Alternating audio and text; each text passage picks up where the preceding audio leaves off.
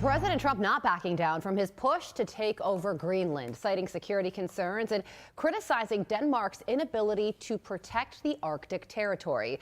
The president posting on Truth Social last night, NATO has been telling Denmark for 20 years that you have to get the Russian threat away from Greenland. Unfortunately, Denmark has been unable to do anything about it. Now it is time, and it will be done. Joining me now is former NSC Chief of Staff under President Trump, Alex Gray. Alex, good morning. Great to see you. So the president is, of course, dead set on acquiring Greenland and even announcing tariffs on European countries. And those European countries are dead set against this, and they're going to be holding this emergency summit today over what the heck to do. So what happens next? Well, thanks for having me, Carly. I think our European friends really need to step back from this performative domestic politics that they're engaged in and realize that this is about a core interest of the United States. Greenland's a part of the Western Hemisphere. It's been under threat by Chinese and Russian aggressive activity over the last, as the president said, several decades. Our friends in Denmark haven't done anything about it. And the president was actually on the path last week with this meeting that Vice President Vance chaired to have a really successful path forward where we were talking directly to our Greenlandic friends and our Danish allies about a path forward for the United States to have more ultimate control over Greenland. And then the Europeans decided to showboat, send in this absurd contingent of troops to act like they were going to stop some sort of crazy American invasion. As you know, Carly, we have unlimited access militarily to Greenland as it is. There's nothing to invade. The question here is, how do we protect the future of Greenland from a Chinese or Russian long-term, some sort of long-term Chinese or Russian influence operation? This is a very, very silly thing the Europeans are doing, and I hope they'll back down before they damage the relationship further. Well, Alex, on that contingent of troops, plus you mentioned Russia and China, Senator Tom Tillis, who's a Republican but has become a critic of President Trump, posted this on X saying this response to our own allies for sending a small number of troops to Greenland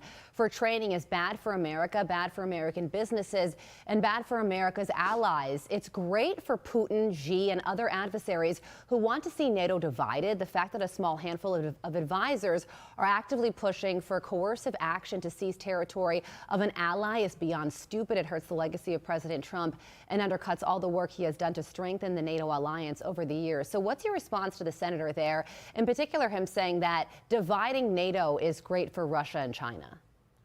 Well, I couldn't disagree more with the way the senator phrased that. I think that the only people dividing NATO, and by the way, Carly, the person who saved NATO is Donald J. Trump. That was an alliance that was headed towards complete disintegration because no one was paying anything for defense until President Trump stepped in and forced the alliance to finally be relevant again. And now the Europeans, for these kind of performative domestic reasons, are sending troops, I think, to show their own people that they have some sort of role on the world stage. That's dividing NATO. That is doing immense damage to our ability to stand steadfast against China and Russia. President Trump is moving us toward a long-term solution where Greenland can be a closer part of the United States for our security and for the security of NATO.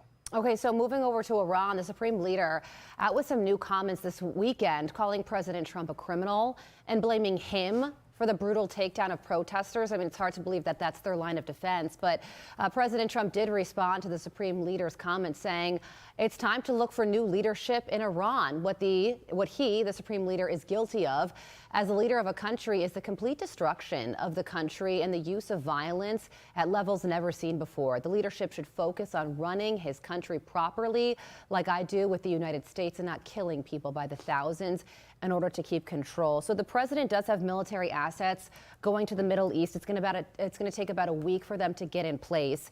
Is it only a matter of time until strikes happen? And if so, could the target be the Ayatollah? Well, it's certainly an absurd statement by the Ayatollah. I think what the president's doing is he's giving himself options, right? He's restoring deterrence, and we've seen that whether it's in Caracas, whether it's in Syria, whether it's in all over the world. The president's been restoring America's credibility. The fact that we're willing to use force strategically, surgically, and carefully, that puts the Ayatollah and his minions on notice. But more importantly, the president's preserving the ambiguity that he needs in this situation. The president loves the fact that you never know what he's going to do, our adversaries never know if the president's willing to use force. They know he's willing to use force, but they never know if he's going to use it in a specific situation. And I think the Ayatollah is very much taking that into account when he's figuring out his next move, because he knows President Trump is not going to allow him the freedom of action that, let's say, a Joe Biden or a Barack Obama did. Well, Iran's judiciary has recently indicated that executions may go ahead, and if they do take place, that will certainly get the attention of President Trump. Alex, thank you so much for joining us this morning.